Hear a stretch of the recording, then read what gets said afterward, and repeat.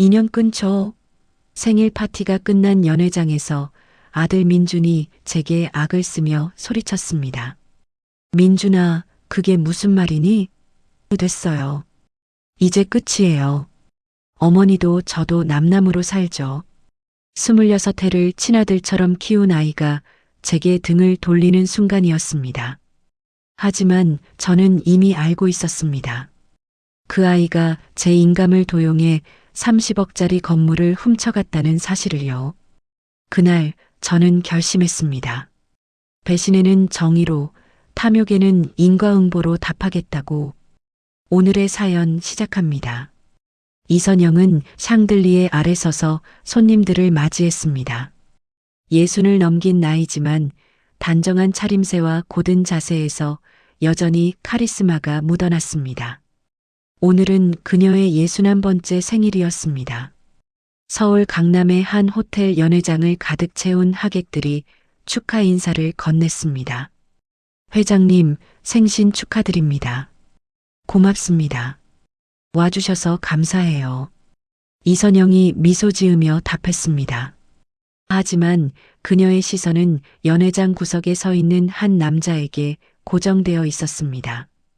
30살의 강민준, 그녀가 26해 전 고아원에서 데려와 친아들처럼 키운 아들이었습니다. 민준은 팔짱을 낀 채 무표정한 얼굴로 휴대폰만 들여다보고 있었습니다. 그 옆에는 화려한 드레스를 입은 며느리 박혜나가 손님들의 옷차림을 훑어보며 수군거렸습니다. 저 사람 가방 작년 거 아냐? 촌스러워. 해나가 민준에게 속삭였습니다. 관심 꺼. 언제 끝나는 거야, 이거. 민준이 짜증 섞인 목소리로 대꾸했습니다. 생일 파티가 끝나고 손님들이 하나둘 빠져나갔습니다. 이선영은 민준 부부를 따로 불렀습니다. 민준아, 해나야. 오늘 와줘서 고마워. 이선영이 부드럽게 말했습니다. 어머니, 당연히 와야죠. 근데 말씀드릴 게 있어요. 민준이 팔짱을 끼며 말했습니다. 이선영의 눈썹이 미세하게 움직였습니다. 무슨 이야기인데? 제가 사업을 시작하려고 하는데요. 자금이 좀 필요해서요. 너한테 이미 건물 한 채를 명예 이전해줬잖니. 그거랑은 별개죠. 어머니가 저를 정말 아들로 생각한다면 당연히 도와주셔야 하는 거 아닙니까? 민준의 목소리가 높아졌습니다. 해나가 민준의 팔을 살짝 잡아당겼습니다. 여보, 진정해. 진정하라고? 나는 이제 지쳤어. 매번 눈치 보면서 사는 게. 민준이 해나의 손을 뿌리쳤습니다. 이선영이 침착하게 물었습니다. 무슨 말이니, 민준아? 무슨 말이긴요. 저는 친아들도 아니잖아요.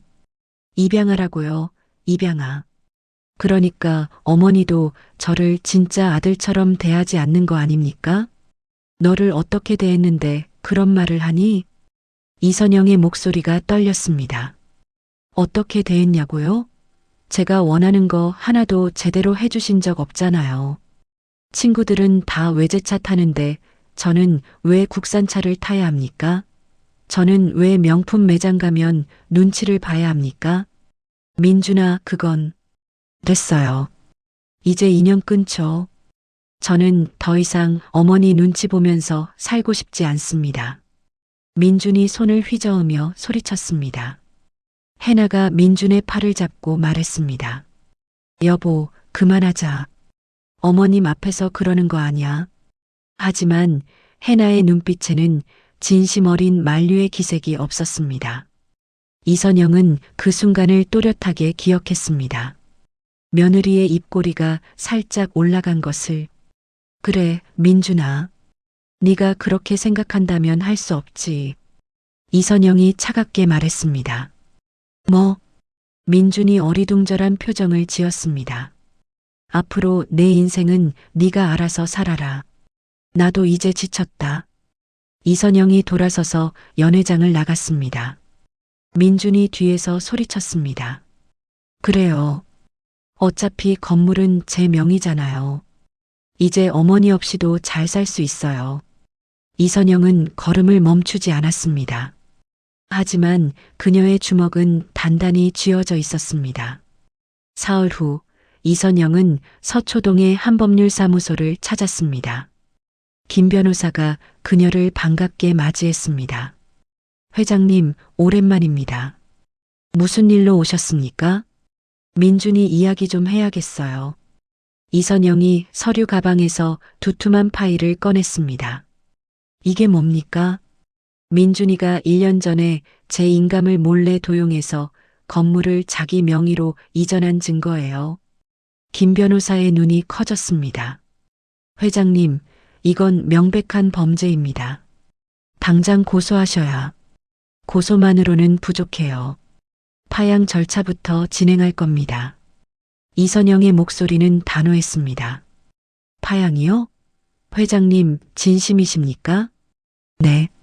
그리고 건물 명의를 다시 제 이름으로 되돌릴 겁니다. 민준이가 불법으로 가져간 모든 것을요. 김 변호사가 서류를 꼼꼼히 살펴봤습니다. 증거는 충분합니다. 하지만 시간이 좀 걸릴 겁니다. 괜찮아요. 급하지 않아요. 다만 완벽하게 해주세요. 알겠습니다. 그런데 회장님. 네. 민준 씨가 이 사실을 알면 가만히 있지 않을 텐데요. 그럴 거예요. 하지만 이미 각오했습니다. 이선영이 창밖을 바라봤습니다. 그녀의 눈빛에는 슬픔보다 결연한 의지가 더 강하게 담겨 있었습니다. 그날 오후 민준의 집에 등기우편이 도착했습니다. 해나가 문을 열고 우편물을 받았습니다. 여보, 법원에서 뭐가 왔어? 법원? 뭔데? 민준이 소파에서 일어나 우편물을 뜯었습니다. 그의 얼굴이 점점 굳어졌습니다. 이게 뭐야? 파양 통보. 뭐? 보여봐. 해나가 서류를 낚아챘습니다. 미쳤나 봐. 진짜로 인연을 끊겠다는 거야? 민준이 서류를 구겨 던졌습니다. 여보, 잠깐만. 이거 좋은 거 아냐? 해나의 눈이 반짝였습니다. 뭐가 좋다는 거야? 생각해봐. 어머님이 파양을 하셨다는 건 이제 우리한테 간섭 안 하신다는 거잖아. 건물은 이미 당신 명이고. 그러게.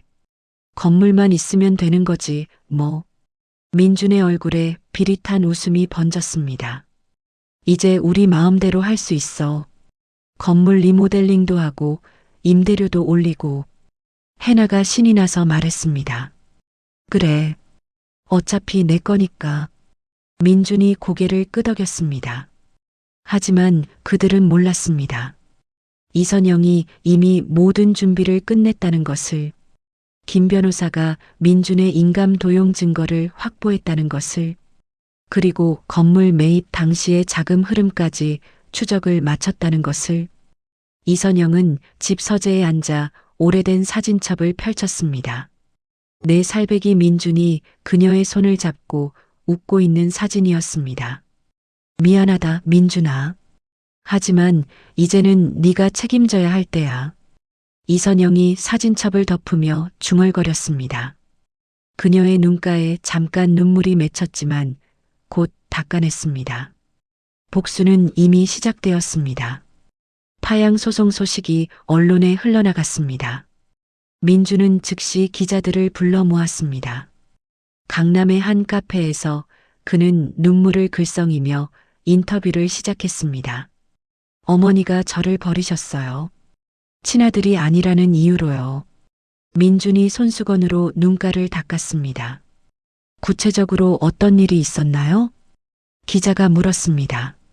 어머니는 늘 저를 차별하셨어요. 다른 사람들 앞에서는 아들이라고 하시지만 집에서는 입양아라고 무시하셨죠. 그런데 왜 갑자기 파양을 하신 겁니까? 제가 결혼을 했거든요. 어머니가 며느리를 못마땅해 하셨어요. 그래서 저희 부부를 집에서 내쫓으려고 이런 짓을 하시는 겁니다. 민준의 거짓말은 막힘이 없었습니다. 해나가 옆에서 고개를 끄덕이며 거들었습니다. 시어머님이 처음부터 저를 싫어하셨어요. 제가 명품을 좋아한다고 사치스럽다고 하시고 외출만 하면 어디 가냐고 캐묻으시고 힘드셨겠네요. 기자가 동정 어린 표정을 지었습니다. 김 변호사는 사무실에서 그 인터뷰 영상을 지켜봤습니다. 그는 즉시 이선영에게 전화를 걸었습니다. 회장님, 민준 씨가 언론 플레이를 시작했습니다. 봤어요. 예상했던 일이에요. 이선영의 목소리는 담담했습니다. 대응하시겠습니까? 아니요. 그냥 두세요. 곧 진실이 밝혀질 테니까. 김 변호사는 서류를 정리하며 말했습니다. 회장님, 민준 씨가 건물 운영 중에 세입자들한테서 받은 임대료를 일부 누락 신고한 정황을 포착했습니다. 증거는요? 세입자들 통장 내역과 민준 씨 개인 계좌 입금 내역이 맞지 않습니다. 세무조사 요청하면 금방 드러날 겁니다. 좋아요. 그것도 소송 자료에 추가하세요. 이선영이 지시했습니다. 한편 민준의 집에서는 해나가 명품 쇼핑백을 잔뜩 들고 돌아왔습니다. 여보 봐. 이번 시즌 신상이야. 해나가 가방을 자랑했습니다. 또 샀어? 돈이 무한정인 줄 알아? 민준이 인상을 찌푸렸습니다. 우리 건물 있잖아. 임대료 들어오는 거. 그 돈으로 대출 이자 갚아야 한다고. 대출? 무슨 대출? 해나의 목소리가 높아졌습니다. 건물 담보로 사업 자금 좀 빌렸어. 언제? 나한테 왜 말 안 했어? 말하면 뭐해? 어차피 반대할 거면서. 민준이 소파에 털썩 앉았습니다. 얼마나 빌렸는데? 10억? 뭐? 해나가 소리를 질렀습니다. 친구가 투자하면 돈 벌 수 있다고 해서. 걱정 마. 곧 갚을 수 있어. 미쳤어? 그 친구 믿을 만한 애야? 내 친구 못 믿어? 민준이 화를 냈습니다. 법원에서는 첫 번째 공판이 열렸습니다. 김 변호사가 증거 서류를 제출했습니다. 재판장님, 피고 강민준은 1년 전 원고의 인감을 불법으로 도용해 30억 상당의 건물을 자신의 명의로 이전했습니다. 이는 명백한 사문서 위조입니다. 판사가 서류를 살펴봤습니다. 피고 측 변호인 할 말 있습니까? 민준의 변호사가 일어섰습니다. 원고 이선영은 피고에게 건물을 증여할 의사가 있었습니다. 단지 절차상 문제가 있었을 뿐입니다. 증여 의사를 입증할 증거가 있습니까? 준비하겠습니다. 민준의 변호사가 자신 없는 목소리로 대답했습니다. 공판이 끝나고 민준은 변호사를 붙잡았습니다. 어떻게 된 거예요? 우리가 이길 수 있는 거예요? 솔직히 말씀드리면 상황이 좋지 않습니다. 상대편 증거가 너무 확실합니다. 그럼 어떡하라고요? 민준의 목소리가 떨렸습니다. 합의를 고려해 보시는 게. 합의는 무슨. 그 건물은 내 거라고요. 민준이 소리를 질렀습니다. 그날 저녁 이선영의 집 앞에 해나가 나타났습니다. 그녀는 무릎을 꿇고 눈물을 흘렸습니다. 어머님, 제발 용서해 주세요. 제가 잘못했어요. 경비원이 다가왔습니다. 부인, 여기서 뭐 하시는 겁니까? 어머님을 만나야 해요. 제발이요. 해나가 울부짖었습니다. 이선영은 2층 창문에서 그 광경을 내려다봤습니다.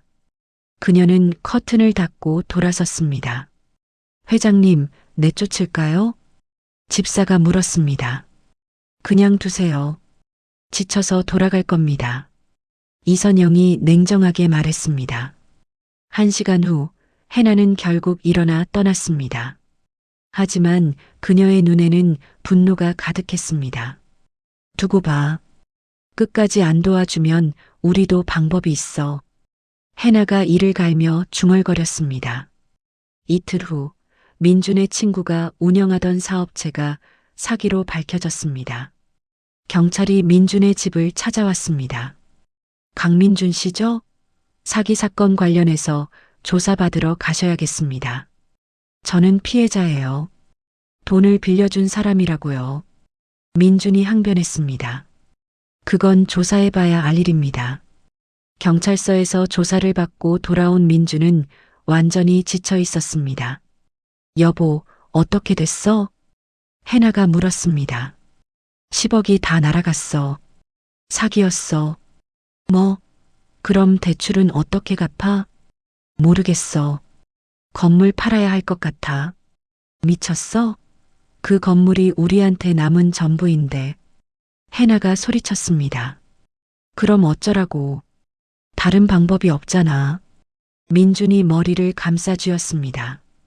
김 변호사는 그 소식을 듣고 즉시 법원에 가압류 신청을 냈습니다. 민준 부부의 모든 재산이 동결되었습니다. 이제 끝났어. 다 끝났다고. 민준이 바닥에 주저앉았습니다. 해나는 그런 남편을 보며 차갑게 말했습니다. 당신 때문에 내 인생이 망가졌어. 당신 때문에. 부부 사이에 금이 가기 시작했습니다. 김 변호사는 이선영에게 전화를 걸었습니다. 회장님, 다음 주면 최종 판결이 나옵니다. 승소는 확실합니다. 수고하셨어요. 이선영의 목소리에 안도감이 묻어났습니다. 이제 곧 건물을 되찾으실 수 있습니다. 고맙습니다, 변호사님. 전화를 끊은 이선영은 창밖을 바라봤습니다. 긴 싸움이 드디어 끝나가고 있었습니다. 최종 변론 이틀 전 법원에 새로운 소장이 접수되었습니다. 김 변호사가 서류를 받아들고 얼굴이 굳었습니다. 이게 대체 뭡니까? 그는 즉시 이선영을 찾아갔습니다. 회장님, 큰일 났습니다. 무슨 일이에요? 민준 씨의 친부모라는 사람들이 나타났습니다. 회장님을 상대로 위자료 소송을 제기했습니다. 친부모요? 이선영의 눈이 커졌습니다. 김철수와 박순자라는 노부부입니다. 민준 씨를 입양 보낼 당시의 서류를 들고 나타났습니다. 그게 진짜입니까? 확인해 봐야 알겠습니다. 하지만 언론에 이미 흘러나갔습니다. 김 변호사가 태블릿을 건넸습니다. 뉴스 기사에는 노부부의 인터뷰가 실려 있었습니다. 백발의 김철수가 눈물을 닦으며 말했습니다. 우리 아들을 찾았는데 이선영이라는 사람이 파양을 시켜버렸어요. 우리 아들이 얼마나 상처받았겠어요. 옆에 앉은 박순자도 울먹였습니다. 30해 만에 만난 아들인데 그 사람이 아들을 버렸어요. 우리는 보상을 받아야 해요.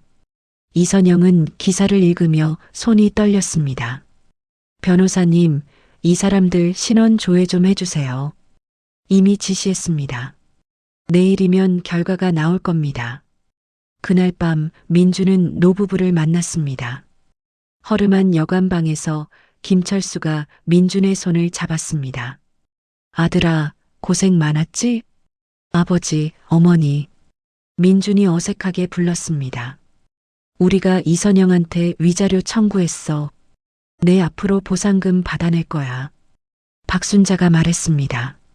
정말 가능할까요? 당연하지. 우리가 친부모인데 뭐.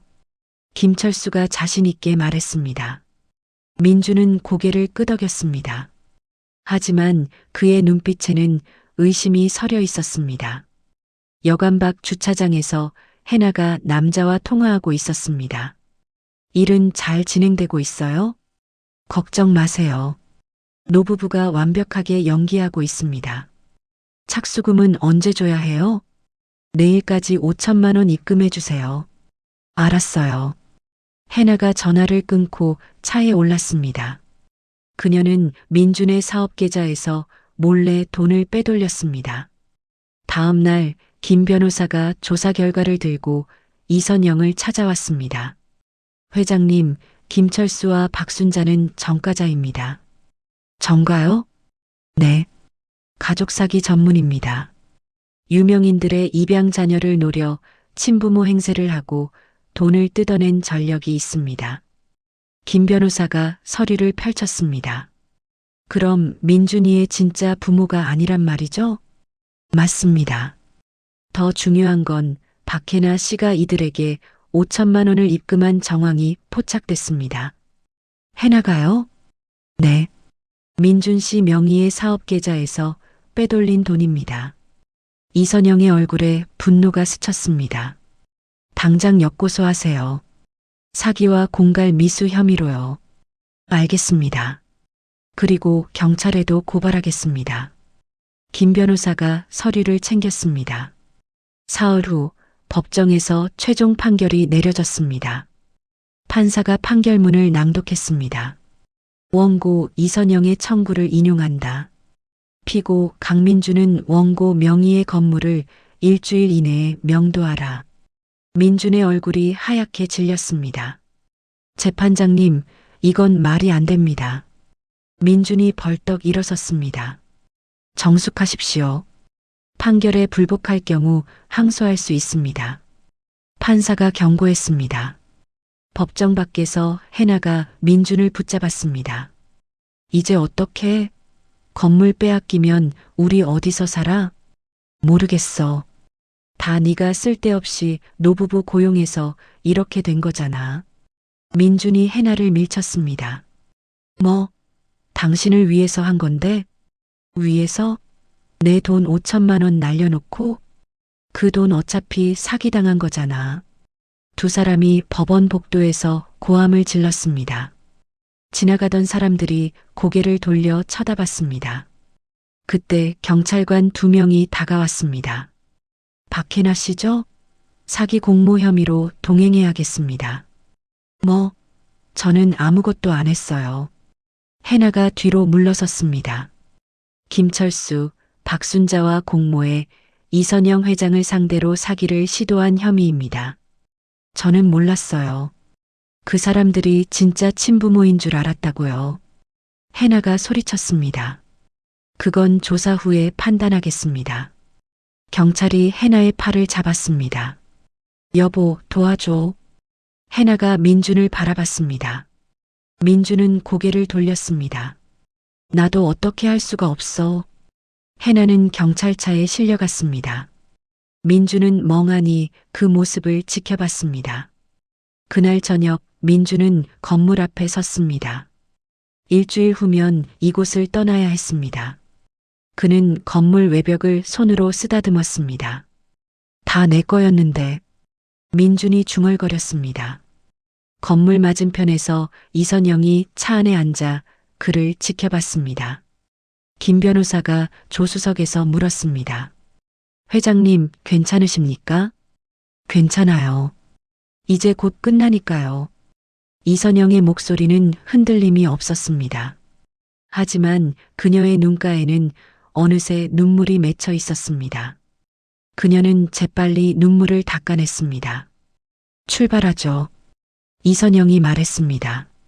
차가 출발했습니다. 민주는 여전히 건물 앞에 서 있었습니다. 그의 뒷모습은 초라하고 비참해 보였습니다. 이선영은 짐을 챙겼습니다. 작은 여행 가방 하나면 충분했습니다. 김 변호사가 현관에서 그녀를 배웅했습니다. 회장님, 정말 가시는 겁니까? 네. 잠시 쉬고 싶어요. 언제 돌아오실 겁니까? 모르겠어요. 마음이 정리되면요. 이선영이 가방을 들었습니다. 민준 씨 건물 명도는 제가 처리하겠습니다. 부탁합니다. 저는 보고 싶지 않아요. 이선영이 차에 올랐습니다. 배는 3시간을 달려 외딴 섬에 도착했습니다. 선착장에는 온정의 직원이 기다리고 있었습니다. 회장님 오셨습니까? 네. 쉼터까지 안내해 주세요. 이선영이 배에서 내렸습니다. 쉼터는 바다가 보이는 언덕 위에 있었습니다. 낡았지만 깨끗한 건물이었습니다. 현관에서 젊은 남자가 걸레질을 하고 있었습니다. 안녕하세요. 남자가 허리를 펴고 인사했습니다. 안녕하세요. 저는 이선영이에요. 아, 온정회에서 오신 분이시군요. 저는 한별이라고 합니다. 한별이 환하게 웃었습니다. 25쯤 돼 보이는 그의 얼굴에는 순수함이 가득했습니다. 여기서 자원봉사하세요? 네. 1년째 돕고 있어요. 저도 여기 쉼터에서 자랐거든요. 그래요? 네. 그래서 보답하고 싶었어요. 한별의 눈빛이 맑았습니다. 저녁 식사 시간 쉼터 식당에는 미혼모 15명과 아이들이 모였습니다. 이선영은 구석 자리에 앉았습니다. 여기 앉으세요. 한별이 옆자리를 권했습니다. 고마워요. 처음 오셨죠? 적응하시는데 며칠 걸릴 거예요. 괜찮아요. 천천히 배울게요. 이선영이 밥을 떴습니다. 식사 후 한별이 설거지를 시작했습니다. 이선영이 다가가 물었습니다. 도와줄까요? 아니에요. 제가 할게요. 나도 좀 하고 싶어요. 가만히 있으면 심심해서요. 이선영이 앞치마를 둘렀습니다. 둘은 나란히 서서 설거지를 했습니다. 한별 씨는 꿈이 뭐예요? 이선영이 물었습니다. 저요? 사회복지사가 되고 싶어요. 저처럼 어려운 사람들 돕고 싶거든요. 좋은 꿈이네요. 돈을 모아서 학교에 다니려고요. 아직 많이 부족하지만요. 한별이 수줍게 웃었습니다. 이선영의 가슴이 따뜻해졌습니다. 한편 서울에서는 강제 집행이 시작되었습니다. 집행관들이 건물 앞에 도착했습니다. 강민준 씨, 나오십시오. 집행관이 문을 두드렸습니다. 싫어요. 안 나갈 거예요. 민준이 안에서 소리쳤습니다. 강제 집행 영장이 있습니다. 문을 열지 않으면 파손하고 들어갑니다. 결국 문이 열렸습니다. 민준이 부스스한 모습으로 나타났습니다. 제발이요. 일주일만 더 주세요. 안 됩니다. 지금 당장 나가셔야 합니다. 집행관들이 안으로 들어갔습니다. 민준의 짐이 거리로 쏟아졌습니다. 명품 가방들과 비싼 가구들이 인도에 놓였습니다. 지나가던 사람들이 휴대폰을 꺼내 사진을 찍었습니다. 저 사람 뉴스에 나온 페류나 아냐? 맞네. 입양해준 엄마 재산 훔친 놈. 사람들이 수군거렸습니다. 민주는 고개를 숙인 채 짐을 챙겼습니다. 그의 손이 떨렸습니다. 여보, 나 나왔어. 해나가 택시에서 내렸습니다. 이게 다야? 해나가 짐더미를 보며 물었습니다. 응. 나머지는 압류당했어. 은행 계좌는? 전부 동결됐어. 민준의 목소리가 작았습니다. 그럼 우리 어디서 자? 고시원 알아봤어. 고시원? 미쳤어? 해나가 소리쳤습니다. 다른 방법이 없어. 민준이 짐을 들었습니다. 고시원 방은 3평도 안 됐습니다. 침대 하나와 책상 하나가 전부였습니다. 이런 데서 어떻게 살아? 해나가 침대에 주저앉았습니다. 참아. 당분간이 얼마나 되는데? 모르겠어. 일자리부터 구해야지. 민준이 창문을 열었습니다. 당신 때문에 내 인생이 망가졌어. 해나가 울기 시작했습니다. 나도 힘들어. 힘들긴. 당신이 엄마한테 잘했으면 이렇게 안 됐잖아. 지금 와서 그게 무슨 소용이야? 민준이 방문을 박차고 나갔습니다. 섬의 쉼터에서는 이선영이 아이들과 놀고 있었습니다. 한별이 그 모습을 지켜보며 웃었습니다. 회장님이 여기 계신 게 신기해요. 재단 이사장이 한별에게 말했습니다. 왜요? 저렇게 큰 부자가 이런 곳에서 봉사를 하다니요. 착한 분인가 봐요. 한별이 대답했습니다. 저녁에 이선영은 이사장과 차를 마셨습니다. 회장님, 민준 씨 건물 회수하셨다면서요? 네. 김 변호사가 처리했어요. 앞으로 어떻게 하실 겁니까? 그 건물로 청년 자립센터를 만들 거예요. 이선영의 눈빛이 빛났습니다. 좋은 생각이십니다. 한별 씨 같은 청년들이 꿈을 키울 수 있는 곳으로요.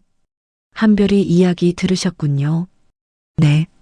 착한 친구더라고요. 이선영이 차를 마셨습니다. 한별이는 특별해요. 어려운 환경에서 자랐는데도 원망하지 않고 남을 도우려고 해요. 민준이도 그랬으면 좋았을 텐데요. 이선영의 목소리가 잠시 흔들렸습니다. 회장님, 괜찮으세요?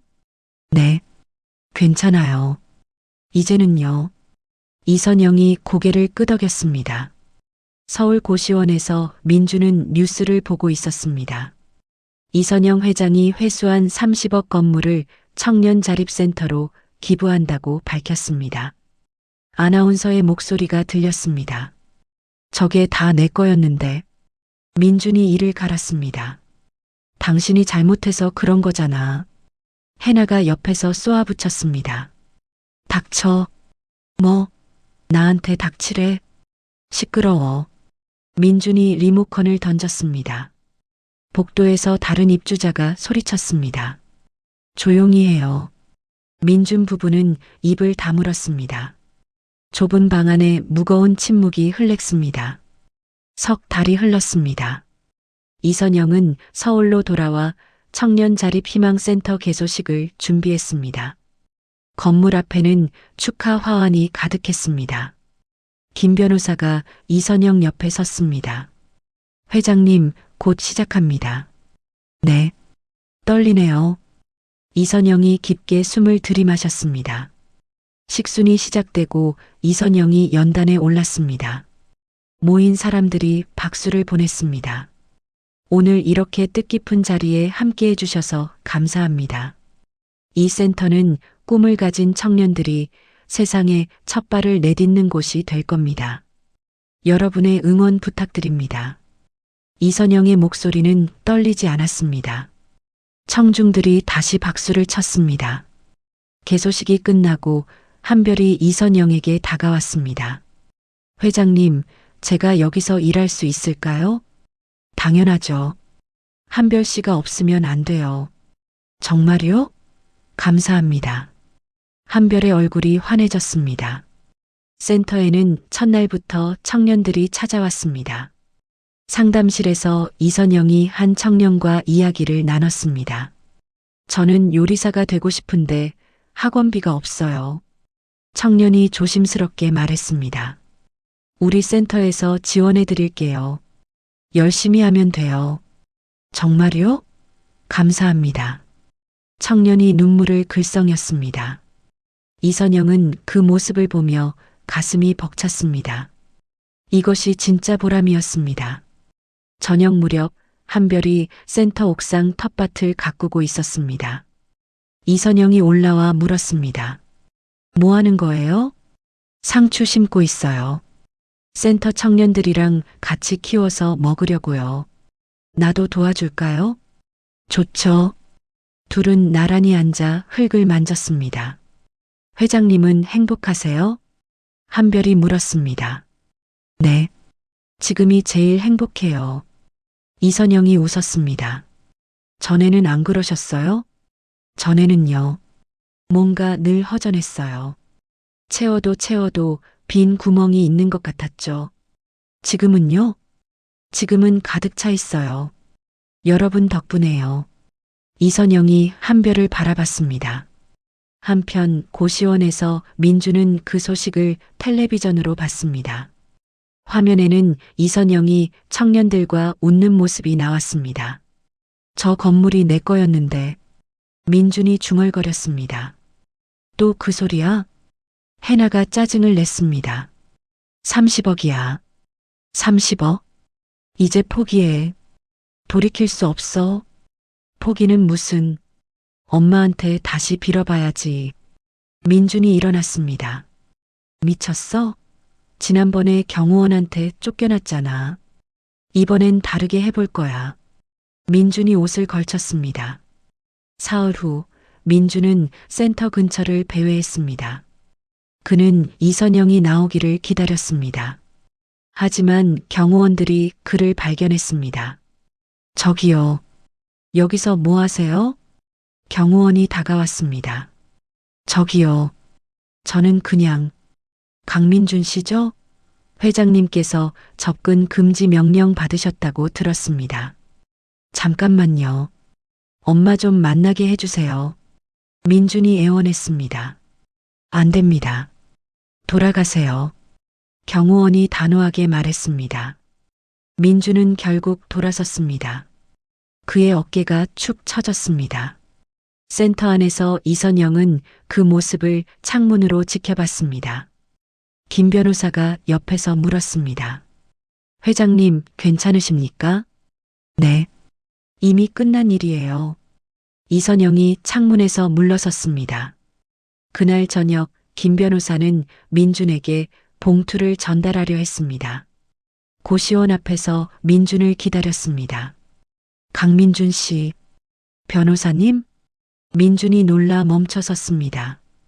이선영 회장님께서 마지막으로 전화라고 하셨습니다.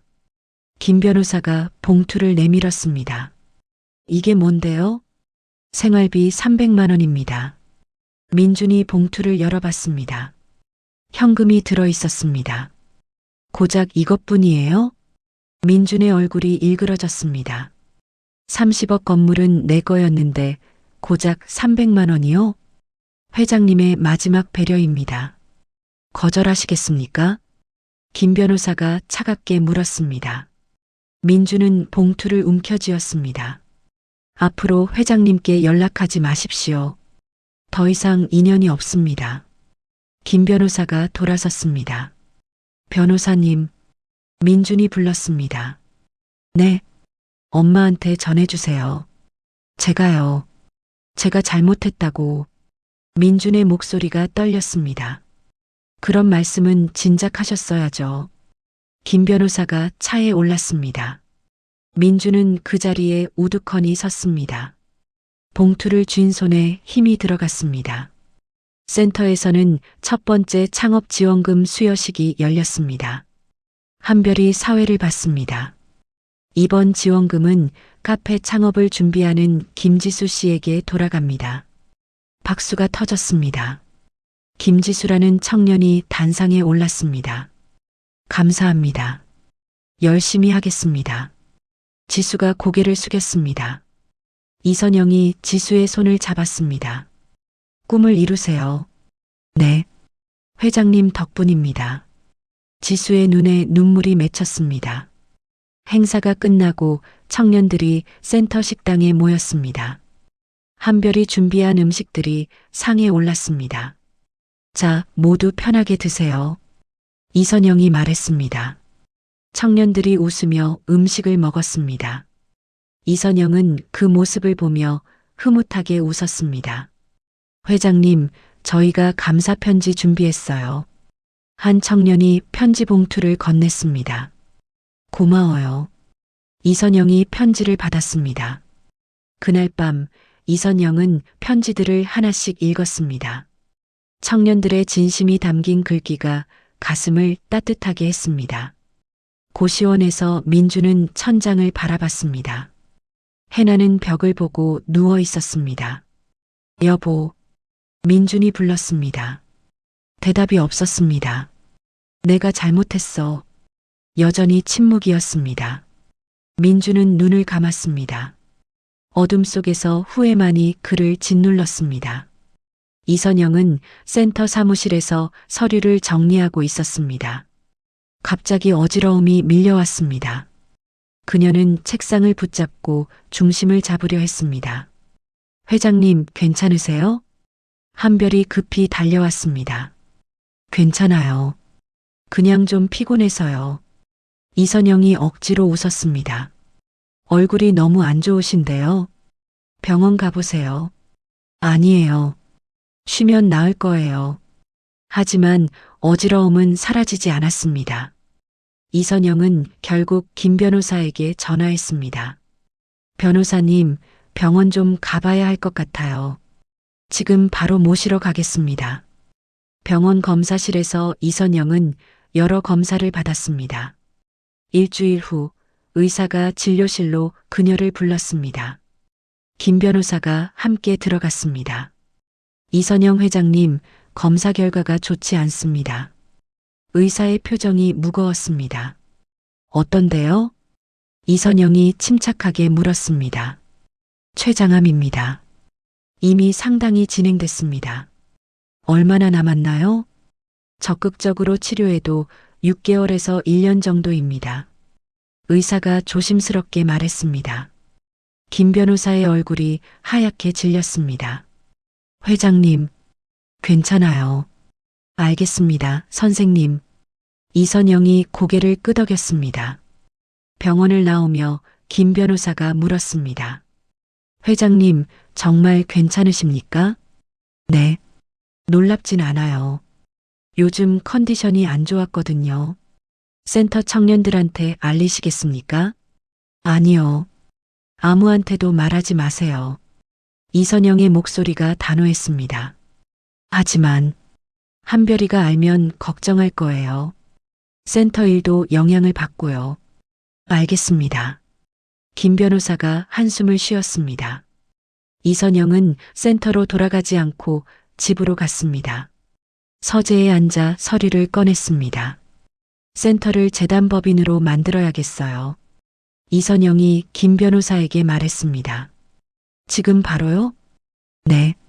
제가 없어도 센터가 계속 운영되도록요. 회장님의 모든 재산을 기부하시겠다는 겁니까? 네. 남은 건물들도 전부요. 이선영이 서류에 서명했습니다. 한편 고시원 근처 병원 청소부로 일하던 해나는 이상한 장면을 목격했습니다. 이선영의 비서가 서둘러 병원을 나가는 모습이었습니다. 저 사람 왜 저래? 해나가 중얼거렸습니다. 그녀는 몰래 원무과 직원에게 다가갔습니다. 저기요. 아까 나간 분 뭐 때문에 왔어요? 그건 말씀드릴 수 없습니다. 10,000원 드릴게요. 해나가 지폐를 내밀었습니다. 직원이 주위를 살피고 속삭였습니다. 암 진단받았대요. 췌장암이요. 해나의 눈이 번뜩였습니다. 그날 저녁 해나는 민준을 흔들어 깨웠습니다. 여보, 일어나. 왜? 자고 있잖아. 민준이 짜증을 냈습니다. 당신 엄마 암이래. 뭐? 민준이 벌떡 일어났습니다. 췌장암. 얼마 안 남았대. 어떻게 알았어? 병원에서 들었어. 확실해. 해나의 얼굴에 이상한 미소가 번졌습니다. 그럼 유산은? 당연히 우리한테 오겠지. 파양했어도 최소 유류분은 받을 수 있어. 정말? 당연하지. 법으로 보장된 거야. 해나가 단정적으로 말했습니다. 그럼 엄마 만나러 가야겠어. 민준이 일어났습니다. 아직 아니야. 타이밍을 봐야 해. 타이밍? 엄마가 죽기 직전에 가는 거야. 그때 유언장 쓰게 하는 거지. 해나의 눈빛이 차가웠습니다. 이선영은 병원 치료를 시작했습니다. 하지만 센터 일은 계속했습니다. 한별이 그녀의 수척해진 모습을 보고 걱정했습니다. 회장님, 많이 힘드시죠? 아니에요. 괜찮아요. 이선영이 웃었습니다. 얼굴이 너무 마르셨어요. 병원 가보세요. 곧 갈 거예요. 걱정 마세요. 이선영이 한별의 손을 잡았습니다. 한별 씨, 센터 운영 매뉴얼 좀 만들어 줄래요? 갑자기 왜요? 혹시 제가 없을 때를 대비해서요. 무슨 말씀이세요? 회장님이 어디 가실 건데요? 한별이 불안한 표정을 지었습니다. 아니에요. 그냥 혹시 모르니까요. 이선영이 부드럽게 말했습니다. 일주일 후 이선영의 상태가 급격히 나빠졌습니다. 김 변호사가 구급차를 불렀습니다. 회장님, 버티세요. 괜찮아요. 이 정도는. 이선영이 힘없이 대답했습니다. 병원 중환자실에 입원한 이선영은 한별에게 편지를 썼습니다. 떨리는 손으로 글자를 적었습니다. 한별 씨, 센터를 부탁해요. 청년들의 꿈을 지켜주세요. 편지를 봉투에 넣고 김 변호사에게 건넸습니다. 제가 의식을 잃으면 한별한테 전해주세요. 회장님, 그런 말씀 마세요. 변호사님, 재단 등록은 끝났죠? 네. 모든 절차가 완료됐습니다. 민준한테는 단 한 푼도 가지 않죠? 네. 파양으로 상속권이 완전히 소멸됐습니다. 김 변호사가 확인했습니다. 그날 밤 민준이 병원 앞에 나타났습니다. 하지만 경호원들이 입구를 지키고 있었습니다. 들여보내주세요. 민준이 애원했습니다. 안 됩니다. 회장님 지시입니다. 제발이요. 마지막으로 한 번만요. 민준이 무릎을 꿇었습니다. 돌아가세요. 경호원이 단호하게 말했습니다. 민준은 병원 뒤편으로 돌아갔습니다. 비상구를 통해 몰래 들어가려 했습니다. 거기 누구야? 경비원이 소리쳤습니다. 민준은 황급히 도망쳤습니다. 병실에서 이선영은 창밖을 바라봤습니다. 달빛이 하얗게 쏟아졌습니다. 민준아, 미안하다. 이선영이 작게 중얼거렸습니다. 그녀의 눈에서 눈물 한 방울이 흘러내렸습니다. 민준은 고시원 방에서 병원 지도를 펼쳤습니다. 해나가 옆에서 비상구 위치를 표시했습니다. 새벽 4시면 경비가 교대해. 그때 들어가는 거야. 들키면 어떡해? 민준의 목소리가 떨렸습니다. 들키지 마. 이게 마지막 기회야. 해나가 그의 어깨를 쳤습니다. 유 원장만 쓰게 하면 되는 거지? 당연하지. 최소한 10억은 받아야 해. 해나의 눈이 번뜩였습니다. 새벽 4시 민준 부부는 병원 뒷문에 도착했습니다. 경비원이 자리를 비운 틈을 타 안으로 들어갔습니다. 조용히 해. 해나가 속삭였습니다. 둘은 비상계단을 올라갔습니다. 8층 중환자실 앞에 도착했습니다. 경호원은? 민준이 물었습니다. 저기 화장실 간 것 같아. 빨리 들어가. 해나가 민준을 밀었습니다. 민준이 병실 문을 열었습니다. 이선영이 침대에 누워 있었습니다. 그녀의 눈은 감겨 있었습니다. 한별과 김 변호사 그리고 센터 청년 3명이 침대 옆에 서 있었습니다. 엄마. 민준이 다가갔습니다. 김 변호사가 그를 막아섰습니다. 어떻게 들어왔습니까? 비켜요. 우리 엄마 만나러 왔어요. 민준이 김 변호사를 밀쳤습니다. 해나도 안으로 들어왔습니다. 어머님, 저희예요. 해나가 큰 소리로 외쳤습니다. 이선영의 눈꺼풀이 미세하게 떨렸습니다. 엄마, 일어나요. 마지막으로 할 말이 있어요. 민준이 침대를 흔들었습니다. 그만하십시오. 한별이 민준의 팔을 잡았습니다. 너는 누구야? 비켜. 민준이 한별을 밀쳤습니다. 한별이 벽에 부딪혔습니다. 회장님을 괴롭히지 마세요. 센터 청년들이 민준을 막아섰습니다. 비켜. 다 비키라고. 민준이 소리를 질렀습니다. 해나가 침대 옆 생명 유지 장치를 만졌습니다.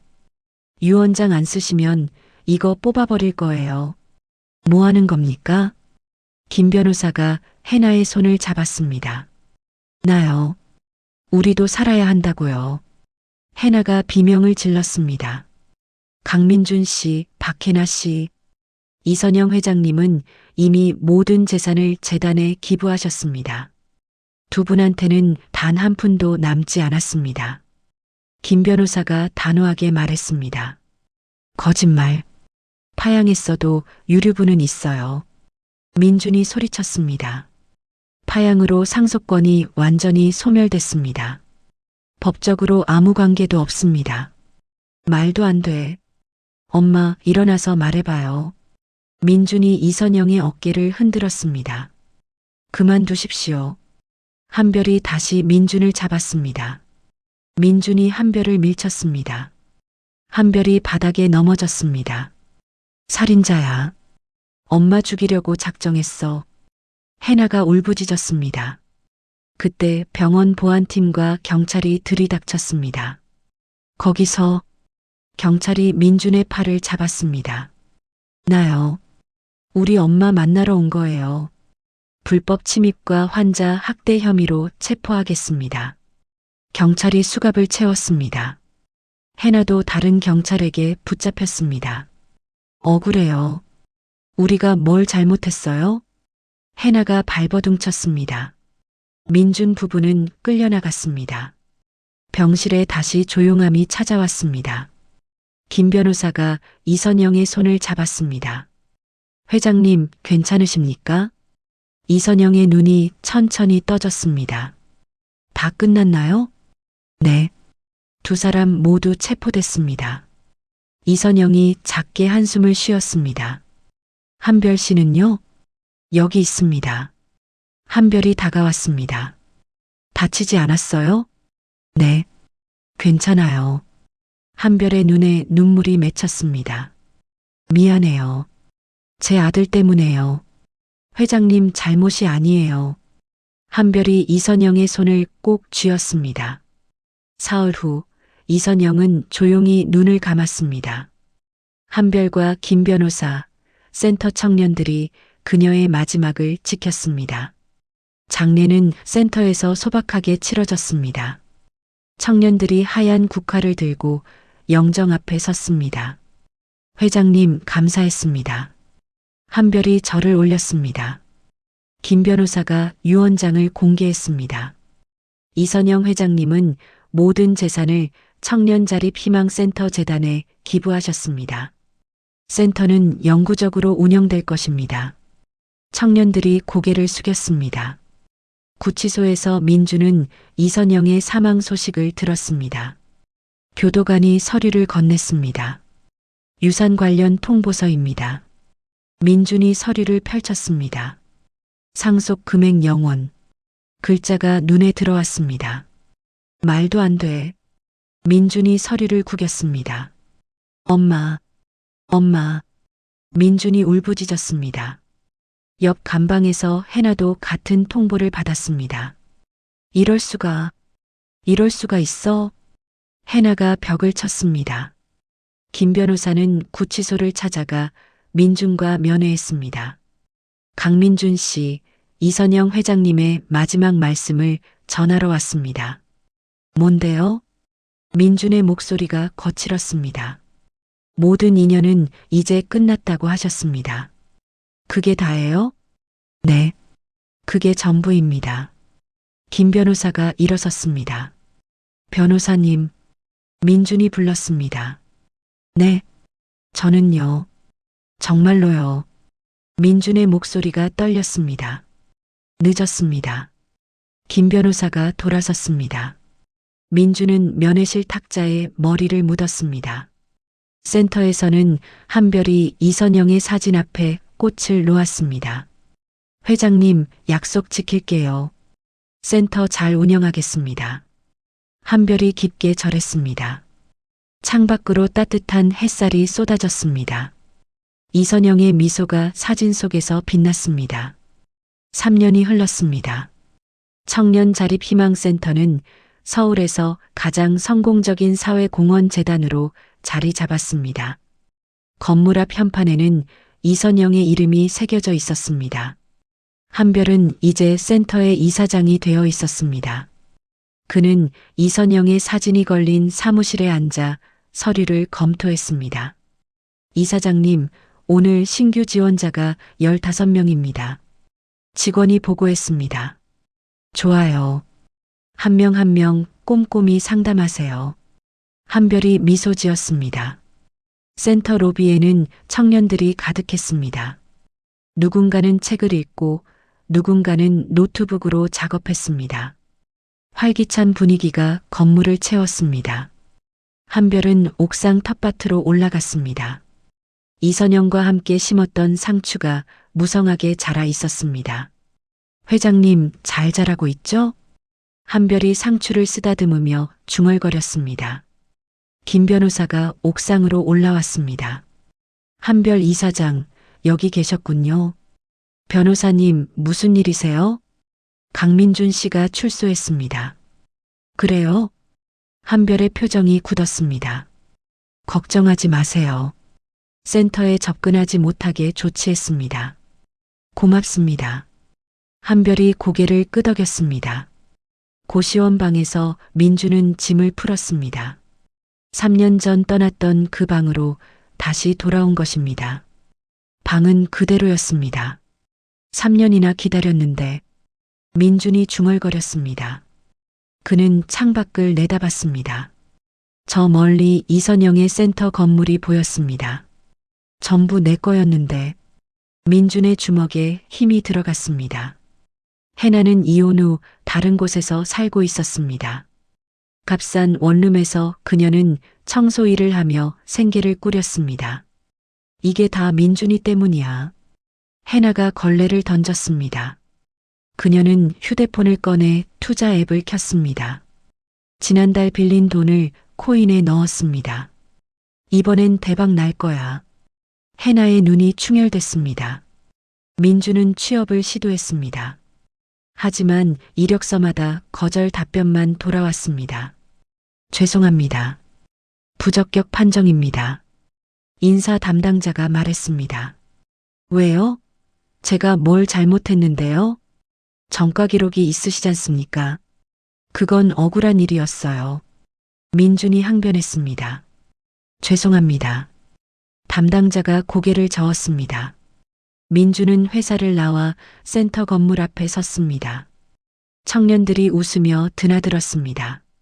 저게 다 내 거였는데. 민준이 이를 갈았습니다.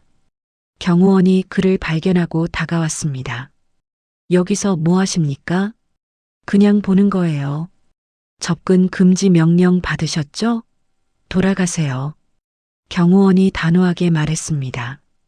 민주는 고개를 떨구고 돌아섰습니다. 센터에서는 이선영 3주기 추모식이 열렸습니다. 한별이 단상에 올라 말했습니다. 이선영 회장님은 우리에게 희망을 주셨습니다.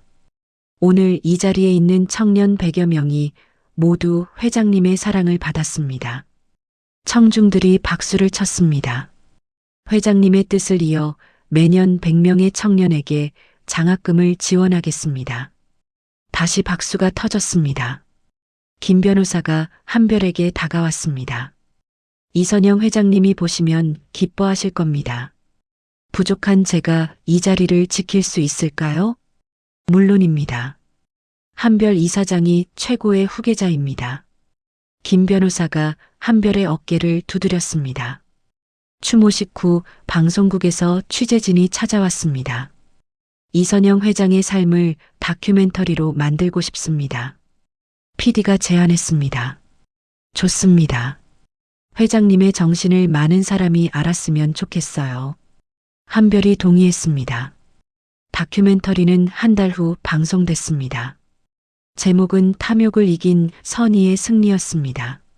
민주는 고시원 공용 텔레비전에서 그 프로그램을 봤습니다. 화면에는 이선영의 생전 모습이 나왔습니다. 이선영 회장은 배신당했지만 복수 대신 희망을 선택했습니다. 나레이터의 목소리가 흘렀습니다. 민준의 눈에서 눈물이 흘러내렸습니다.